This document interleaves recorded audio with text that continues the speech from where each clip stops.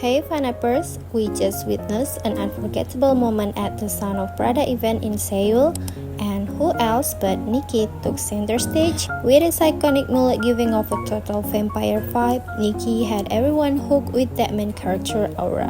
Fans and media couldn't stop praising his look, calling it absolutely stunning. Nicki and the other ENHYPEN members show up in elegant Prada outfits, bringing that perfect mix of luxurious and edgy.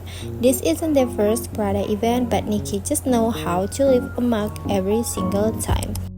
So for those ready to see Nicki's mullet and his vampire main character moment, stay tuned. Don't forget to subscribe and turn on notification for all the latest updates. Bye!